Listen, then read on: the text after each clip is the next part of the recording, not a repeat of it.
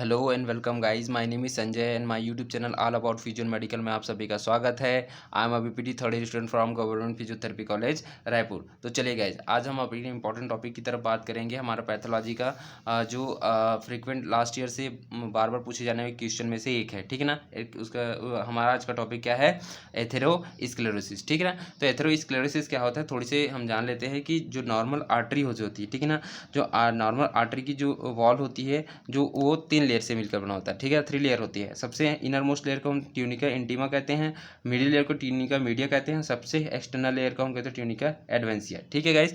जब tunica intima की layer पर, ठीक है ना, प्लग का फॉर्मेशन हो जाता है, प्लग का फॉर्मेशन होता है ड्यू टू द एक्यूमुलेशन और deposition of fat and cholesterol. इसके कारण प्लग का फॉर्मेशन होता है, उसको हम बोलते हैं एरिथ्रोमा। और एरिथ्रोमा फॉर्मेशन का पूरा प्रोसेस क्या कराते हैं? एथेरोस्क्लेरोसिस, ठीक ना। ये पूरा प्रोसेस क्या कराता है? एथेरोस्क्लेरोसिस, ठीक है गाइस। तो चलिए अब आगे बढ़ेंगे हम इसमें। कंटेंट सबसे पहले हम देख लेते हैं कंटेंट कि आज हम क्या क्या पढ़ने वाले हैं इस टॉपिक पर, ठीक।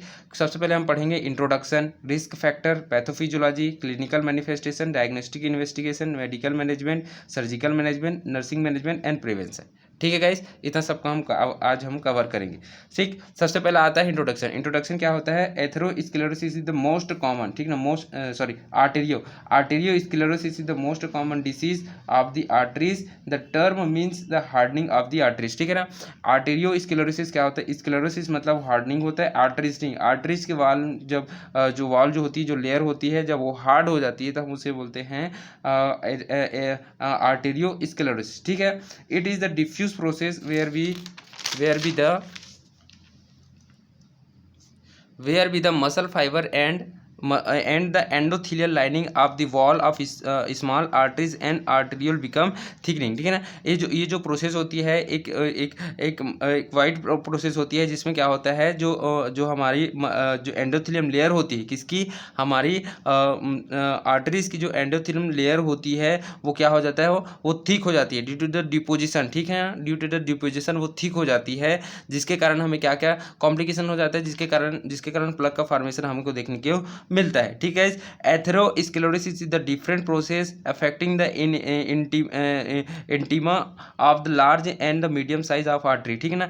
तो एथेरोस्क्लेरोसिस एक डिफरेंट प्रोसेस होती है, जिसमें वो मेनली किस लेयर को इफेक्ट करता है? वो आर्टरीज के सबसे इनर मोस्ट लेयर, जिसे हम इंटीमा कहते हैं, उसको इफेक्ट करता है, जिसके कारण क्या हो जाती है? उसकी जो साइज होती है, जो आर्टरीज की जो साइज होती है, वो क्या हो जाता है? बिकम साइज जो होती है वो स्मॉल हो जाता है, ठीक है गाइस। जो ये आर्टरी का जो डायमीटर हो जाती है, वो इंटीमा लेयर डिपोजिशन के कारण क्या हो जाती है? स्मॉल हो जाती है, ठीक है guys, due to the deposition of the fat का, ठीक है ना। फैट एंड कोलेस्ट्रॉल के डिपोजिशन के कारण ऐसा हो जाता है, ठीक। This changes consist accumulation of the lipid, calcium and blood component, carbohydrate and fibrous tissue and the initial layer of the arteries, ठीक है ना। ये जो चेंजेस होती है उसकी किसके कारण हो रहा है गाइस? ये लिपिड हो गया, कैल्शियम हो गया कंपोनेंट, कार्बोहाइड्रेट हो गया, फाइब्रस टिश्यू, ये सब इन सब का डिपोजिशन के कारण होती है। किस पर डिपोजिशन होता है? ये आर्टरीज के सबसे इनर मोस्ट लेयर, जिसे हम ट्यूनिका इंटीमा कहते हैं, वहाँ पर इसका डिपोजिशन होता है गाइस। समझ में आया ना? अब देखते हैं, this accumulation are refer towards the atheroma और प्लग, ठीक ना। इस एक्यूमुलेशन को हम क्या बोलते हैं? एरिथ्रोमा या फिर प्लग कहते हैं, ठीक। Majorly affect the aorta and coronary cerebral arteries. Majorly किसको अफेक्ट करता है? ये मेजरली इफेक्ट करता है एरोटा को, कोरोनरी आर्टरी और सेरेब्रल आर्टरीज को, ठीक है गाइस।